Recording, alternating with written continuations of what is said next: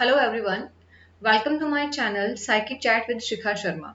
So we are done with our orientation class and today we are going to start with our first chapter for class 12, that is variations in psychological attributes, right?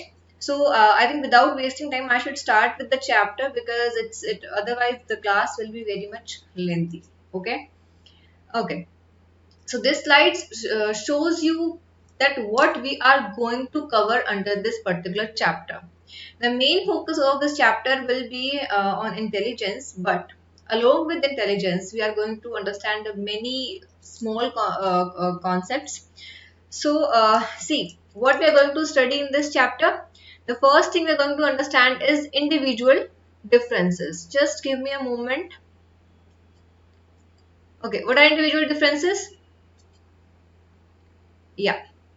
So individual differences we are going to understand, and then assessment of psychological attributes. And why do we use this word assessment, not measurement, not evaluation? We are using this word assessment particularly. So we'll understand that concept also. Then we'll understand the domains of psychological attributes. Fine. This much we will be doing today itself, and the rest of the chapter we will be continuing tomorrow or in the next class. Fine.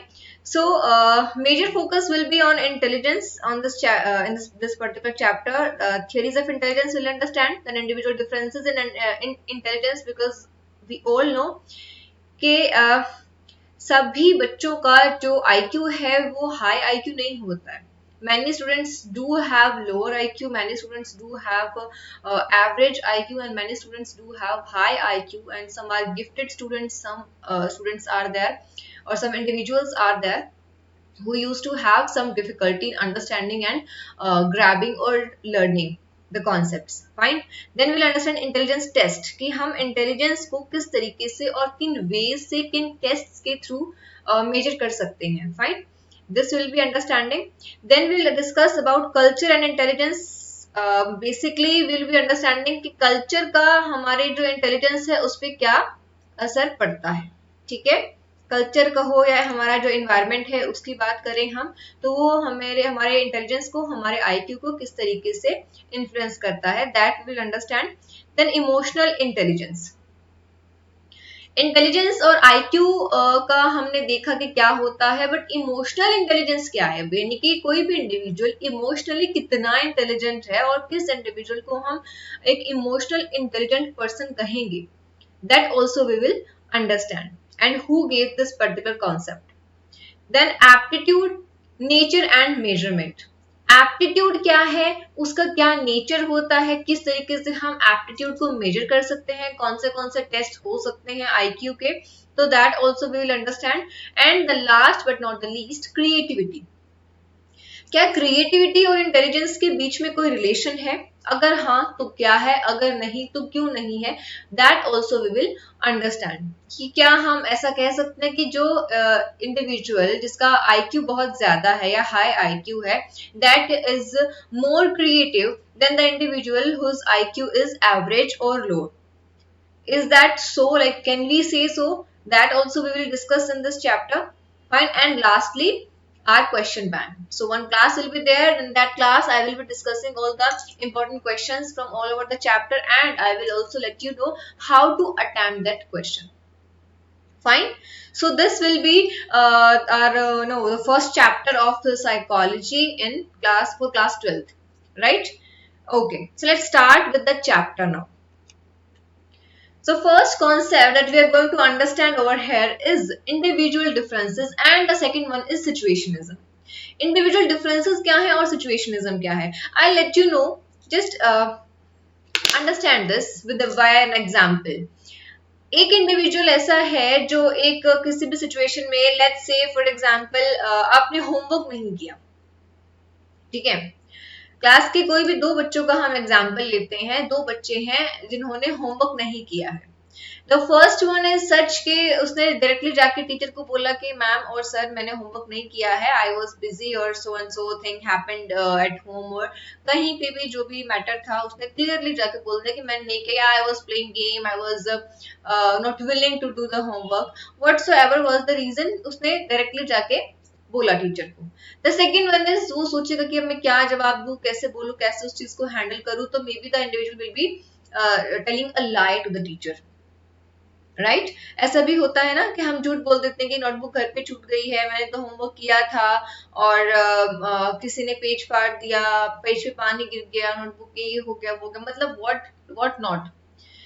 तो यहाँ पे दो लोग हैं जो एक तरह के सिचुएशन को लेके दो अलग अलग तरीके से चीजों को डील कर रहे हैं, और वहां पे एक एनवायरनमेंट इस तरीके का क्रिएट है कि डरने वाली चीज है कि हाँ एक टीचर जो है वो पनिशमेंट भी दे सकता है, और एक टीचर जो है वो बहुत पोलाइट भी हो सकता है कि इट्स ओके, आज नहीं है तो कल करके आना, है ना। तो यहाँ पे दो लोग के दो इंडिविजुअल्स दो स्टूडेंट्स किस तरीके से सेम तरीके की प्रॉब्लम से डील कर रहे हैं, दैट इज इंडिविजुअल डिफरेंसेस। तो focus is upon the individual और the personality traits of those individuals, right.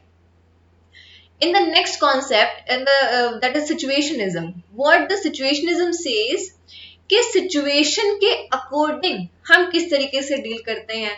Okay, let's take the same example. Now, one student has not done any homework.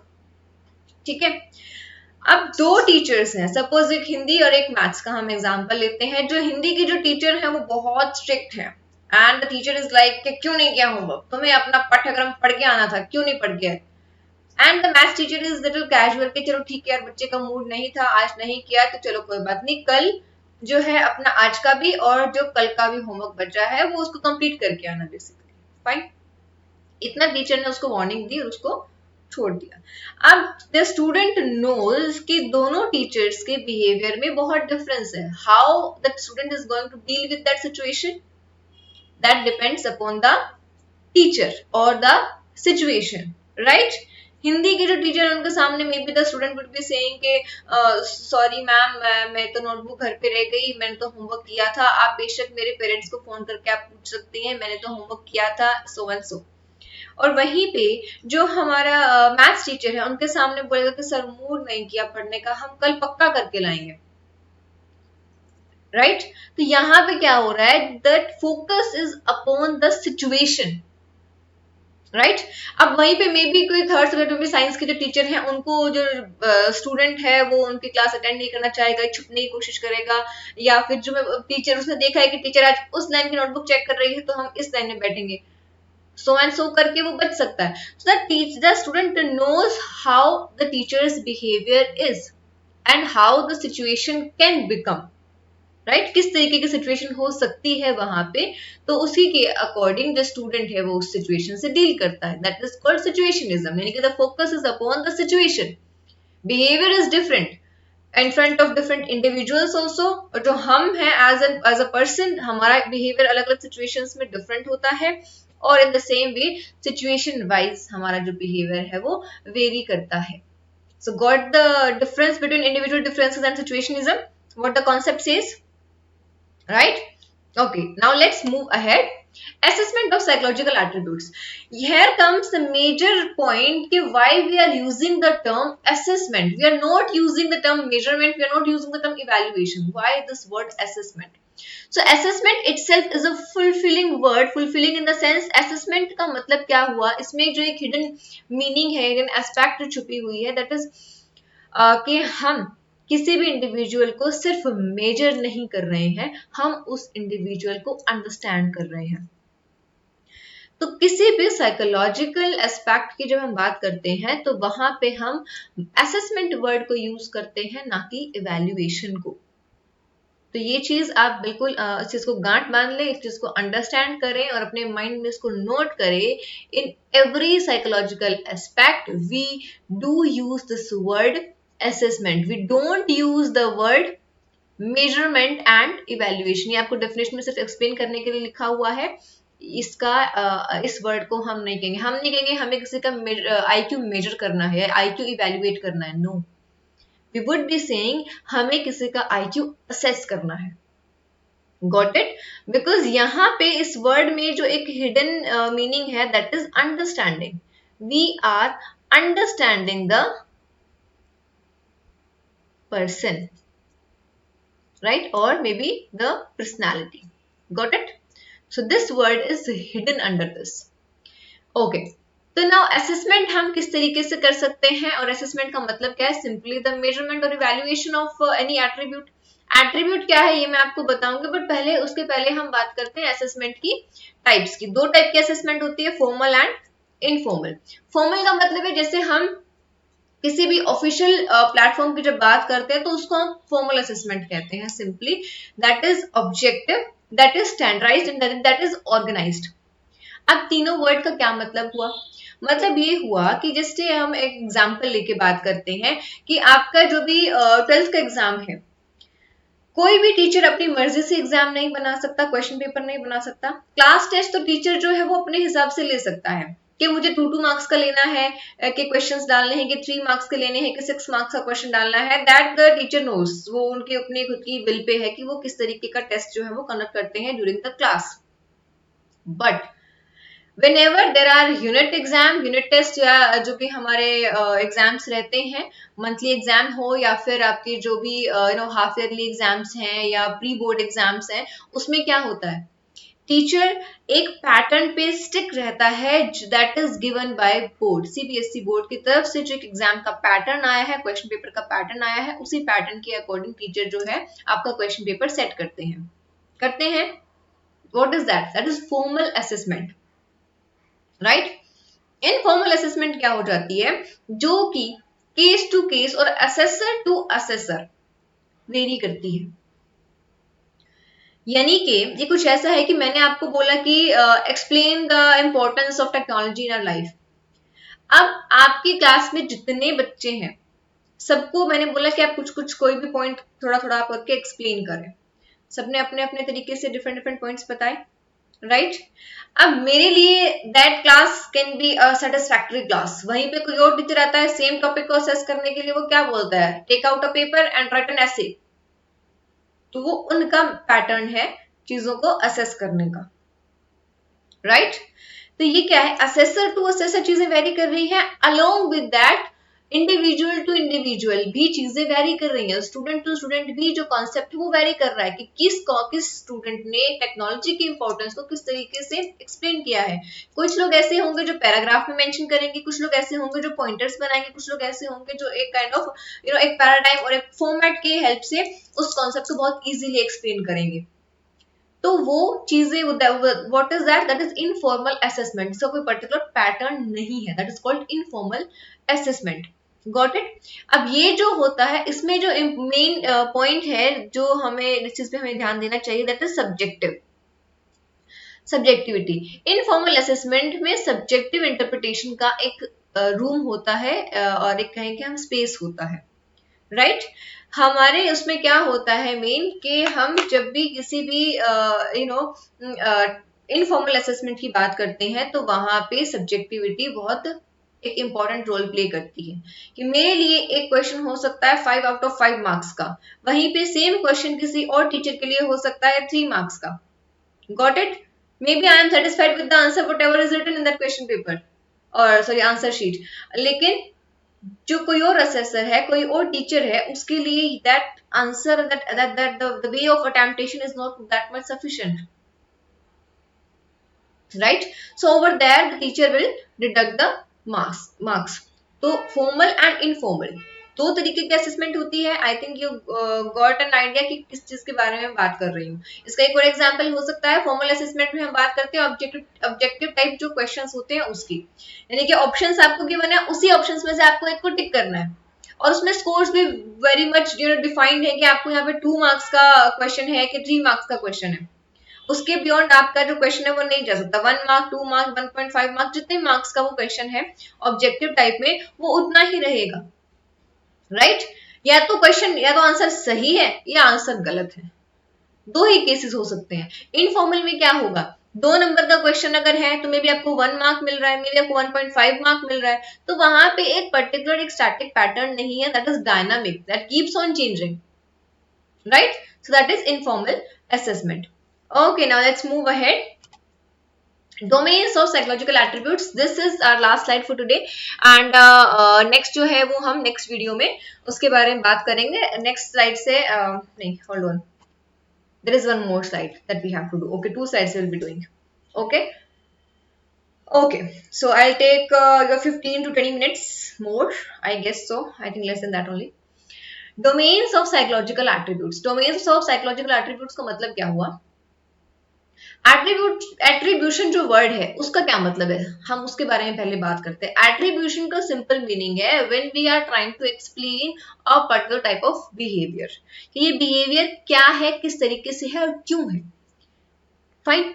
जैसे कि अगर किसी individual ने सड़क पे हमने देखा कि भाई कोई भी जो दो लोग हैं वो आपस में लड़ाई कर रहे हैं, झगड़ा कर रहे हैं, किसी भी बात को लेके मारपीट चल रही है जबरदस्त. बहुत से लोग उनके आसपास इकट्ठा हो गए हैं और बड़ा अच्छा सा एंटरटेनिंग सा मतलब एक व्यू देखने को मिल रहा है. लेकिन एक क्वेश्चन हमारे माइंड में आता है कि ये लोग लड़ क्यों रहे हैं, right? Why? The question is why. So when we are trying to answer this aspect of behaviour, why, एक particular type of behaviour show किया गया है, एक पर्टिकुलर टाइप का बिहेवियर शो हुआ है, तो क्यों हुआ है, इस पर्टिकुलर वे ऑफ बिहेविंग के पीछे क्या रीजन है, that is what do we mean by attribution. Got it? अब हम बात कर रहे हैं डोमेन्स ऑफ साइकोलॉजिकल एट्रीब्यूट्स का. इसका क्या मतलब हुआ? इसका मतलब ये है कि जब हम बात कर रहे हैं डिफरेंट डोमेन्स की, चाहे वो इंटेलिजेंस है, एप्टीट्यूड है, इंटरेस्ट है, पर्सनैलिटी है या फिर वैल्यूज है, पांचों डोमेन्स को स्टडी करने के बाद हम ऑल एंड ऑल एक कंप्लीट पर्सनालिटी को स्टडी कर रहे हैं. अगर हमने सपोज दैट से हमने इंटेलिजेंस को स्टडी नहीं किया, हमने नहीं देखा कि किसी बंदे का क्या आईक्यू है, लेकिन हमने उसकी जगह पे एप्टीट्यूड, इंटरेस्ट, पर्सनैलिटी, वैल्यू सब कुछ स्टडी कर लिया, बट आईक्यू के बिना क्या हम उसकी कंप्लीट असेसमेंट कर सकते हैं? नो. या हमने आईक्यू किया बट एप्टीट्यूड नहीं किया, हमें पता ही नहीं कि उसका टैलेंट क्या है. इंटरेस्ट किया, पर्सनैलिटी करी, वैल्यूज किया, इंटेलिजेंस किया, बट एप्टीट्यूड नहीं किया, that assessment is also not complete.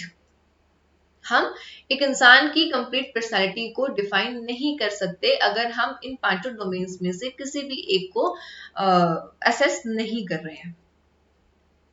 ठीक है, तो यही डोमेन्स साइकोलॉजिकल एट्रीब्यूट्स के, यानी कि वो 5 फैक्टर्स जिनको स्टडी करने के बाद आप एक पर्सनैलिटी को कंप्लीटली अंडरस्टैंड कर पाएंगे.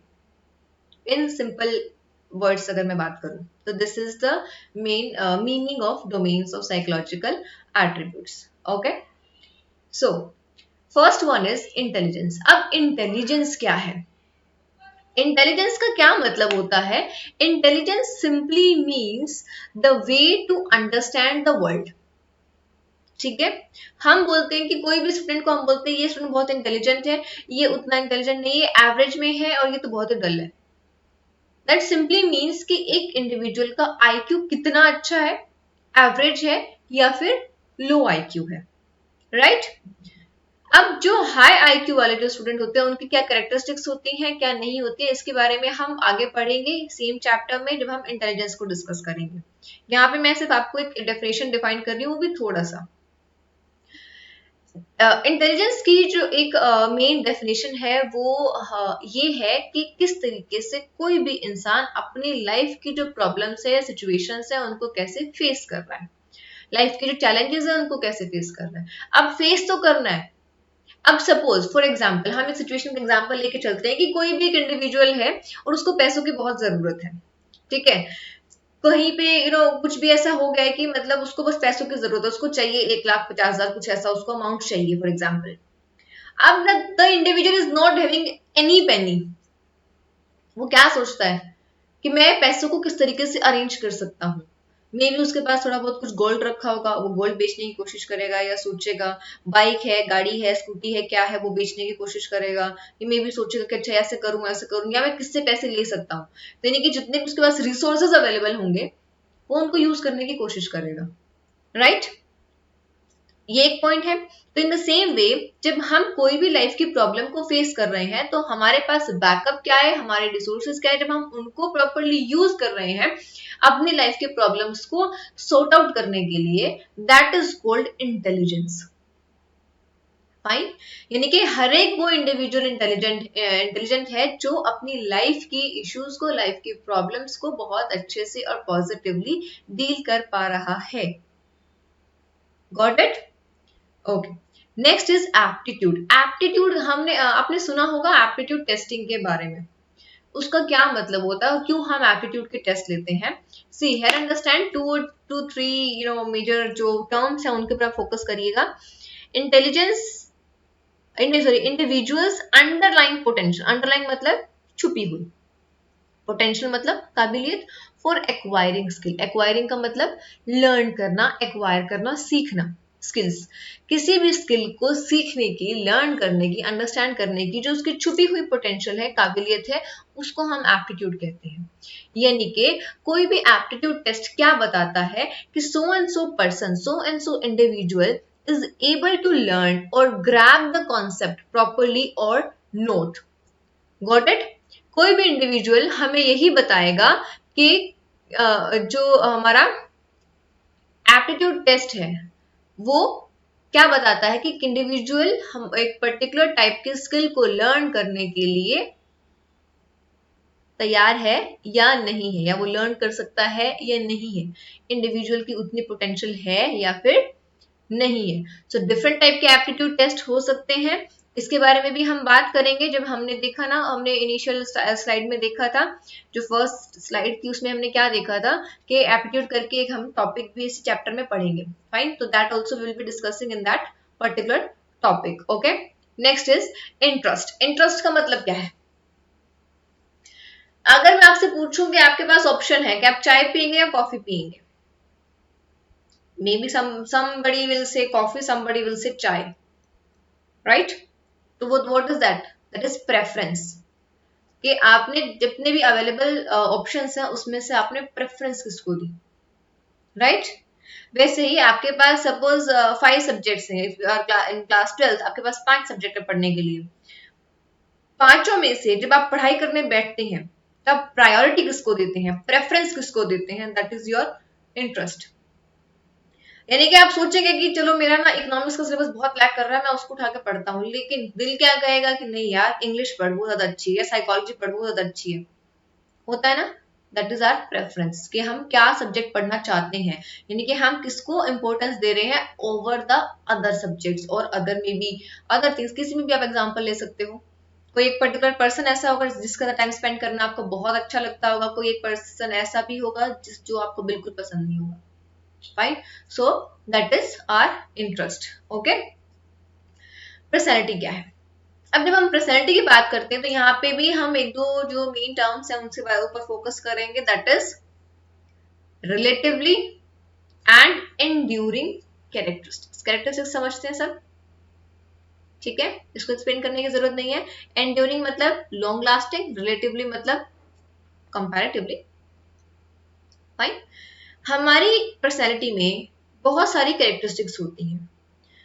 A person is very calm, person is very polite, very patient, very honest, very hardworking, बहुत सारी हैं, right? अब इन सब में से जो enduring है, जो long lasting है, जो हमें as compared to other characteristics जो हमें ज्यादा वक्त तक देखने को मिलती हैं, that makes our personality, right? Means it's very simple कि किसी भी इंडिविजुअल को जब हम ऑब्जर्व करते हैं तो उसकी हम एंडोरिंग कैरेक्टरिस्टिक्स को फाइंड आउट कर सकते हैं। हम अपने फ्रेंड के बारे में बता सकते हो कि उसकी मेन कैरेक्टरिस्टिक्स क्या है। आपको याद वही आएंगे जो कैरेक्टरिस्टिक्स है, जो बिहेवियर वो फ्रिक्वेंट शो करता है। अगर वो हेल्पिंग नेचर का है तो बाय डिफॉल्ट उसके मन में आएगा यार कैसा कैसा इंसान है, देखो हमें उस बच्चे की हेल्प करनी चाहिए या उस कुत्ते के बच्चे की हेल्प करनी चाहिए। कुछ भी कोई भी आपको आसपास नजर आएगा कि नहीं, we should help that particular living being for example. तो वो आपको पता है कि बहुत हेल्पिंग नेचर का है, तो that is relatively enduring characteristics, मतलब लॉन्ग लास्टिंग है और बाकी कैरेक्टरिस्टिक्स के कंपैरेटिवली ये जो पर्टिकुलर हेल्पिंग नेचर वाली कैरेक्टरिस्टिक्स है वो हाईलाइट हो रही है। राइट। सो दैट इज इस तरह की जो करेक्टरिस्टिक्स है जो बाकी यानी जनरली हमारे बिहेवियर में देखने को मिलती है, that makes our personality. Fine, okay. Next is values. Values simply मतलब ideal mode of behaviour. Ideal mode of behaviour आपका क्या है? आइडियल मोड से क्या मतलब है? आप कैसा बनना चाहते हैं?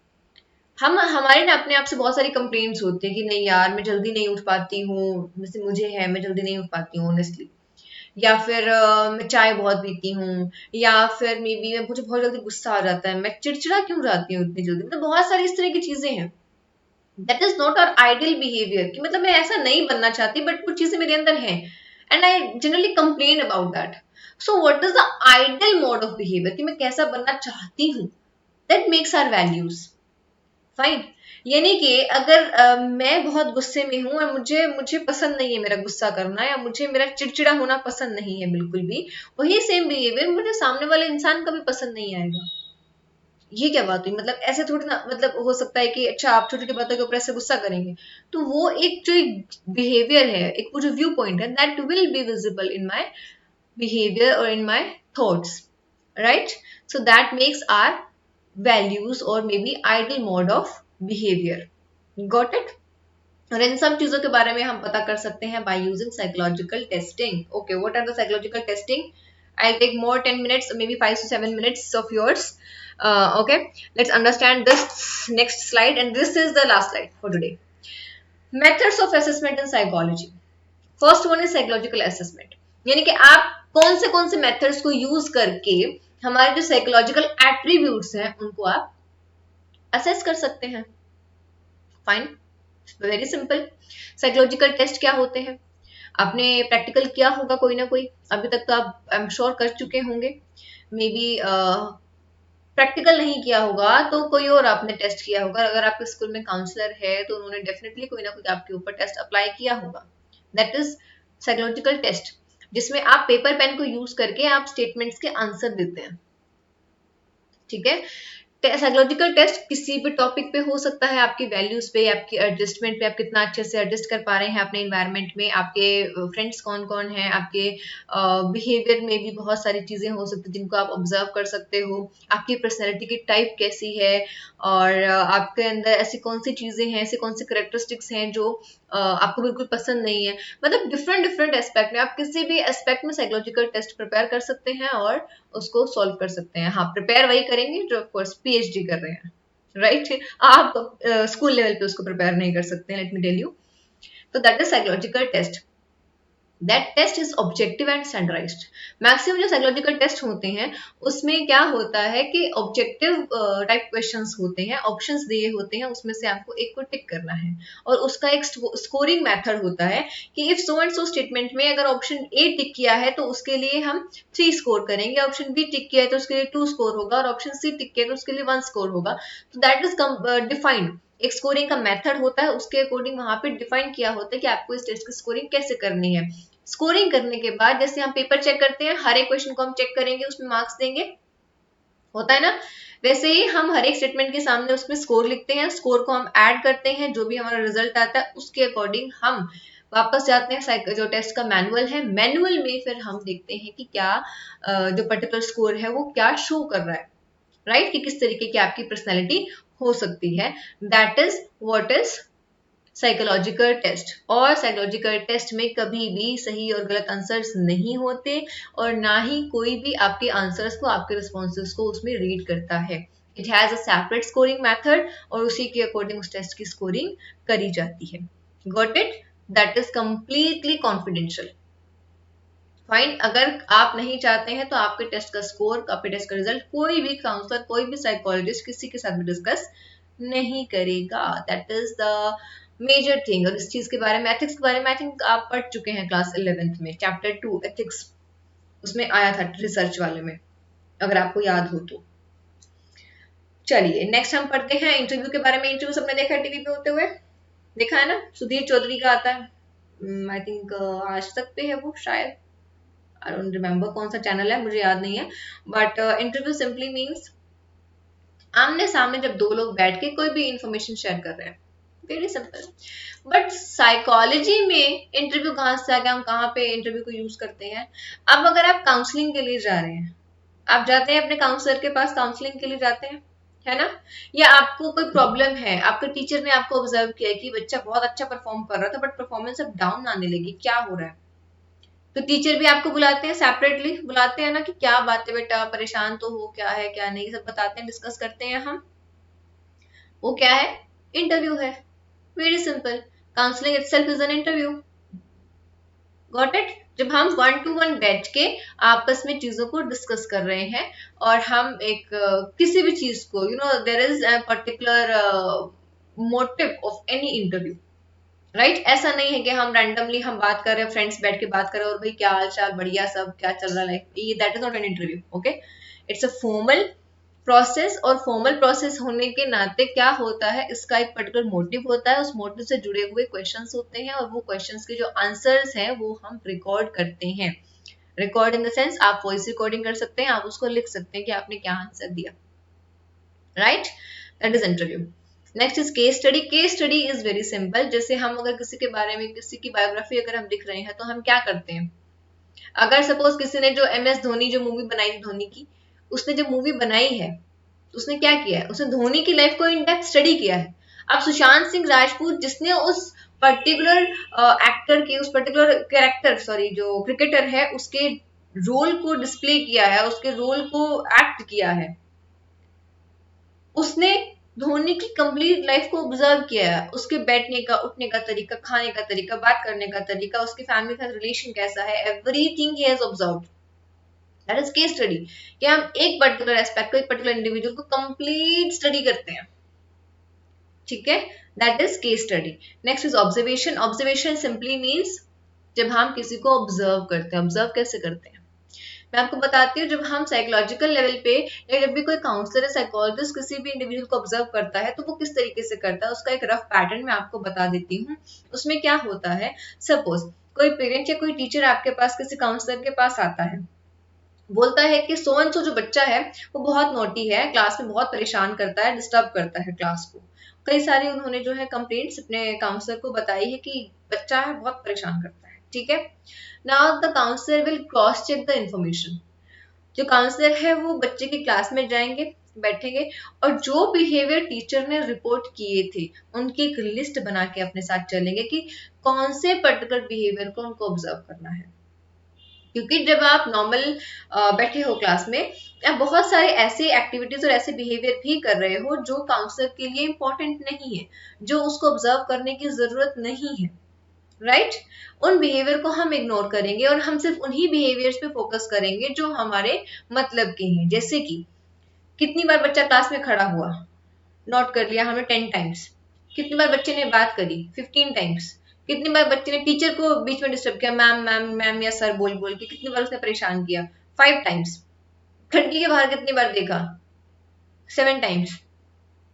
इस तरीके से जो एक पर्टिकुलर बिहेवियर का पैटर्न है वो लिखते हैं, उसको हम रिकॉर्ड करते हैं, और एक क्लास में नहीं, हम डिफरेंट डिफरेंट क्लासेस में जाते हैं, डिफरेंट डिफरेंट टीचर्स की प्रेजेंस में बिहेवियर को ऑब्जर्व करते हैं। जब क्लास में टीचर नहीं है तब हम ऑब्जर्व करते हैं। सो डायरेक्टली और इनडायरेक्टली हम उस कंप्लीट बिहेवियर को ऑब्जर्व करते हैं। फिर हम एक चार्ट बनाते हैं किस तरीके से क्या मतलब प्रॉब्लमेटिक बिहेवियर एक्चुअली है क्या, और हमें उसको किस तरीके से कंट्रोल करना है। That is what is called observation. ठीक है, हम ऑब्जर्व तो कर रहे हैं but that too is very much organized and systematic. It's not like कि हम बैठ के ऐसे देख रहे हैं कि अच्छा ये बच्चा ऐसे खड़ा हो गया, ऐसे कर रहा है, ऐसे कर रहा है, टीचर ने कहा तो था ऐसा कर रहा है, तो क्या ये प्रॉब्लम है? No, there should be a particular and fixed pattern and method of observation. It's not like आप randomly पार्क में बैठ के बच्चों को ऐसे बैठ के ऑब्जर्व नहीं कर सकते हो. That is wrong. Fine. Okay, last is self report method. Self report का मतलब है कि जब आप खुद अपनी प्रॉब्लम के बारे में, अपने बारे में इंफॉर्मेशन दे रहे हो, वो आप इंटरव्यू के टाइम पे भी दे सकते हो, आप साइकोलॉजिकल टेस्ट के टाइम पे भी दे सकते हो, ठीक है? जब आप खुद अपने इंफॉर्मेशन और अपने ओपिनियंस को, अपने व्यू पॉइंट को डिस्कस कर रहे हो, that is called self report measure, और सेल्फ रिपोर्ट टेस्ट भी कह सकते हैं इसको, ठीक है? Okay, that's it for today. Now tomorrow we'll be starting with the intelligence and its theories. ठीक है, कल हम कुछ theories डिस्कस करेंगे। आफ्टर दैट हम जो बाकी की चीजें हैं उनको डिस्कस करेंगे, तो we have a huge chapter head. Okay, so that's it for today. I hope you like this video and you understand what all the concepts that I literally I taught, right? Okay, thank you so much. If you like the video, please do like, share and subscribe the channel. Thank you so much. That's it from for today. See you soon. Bye bye.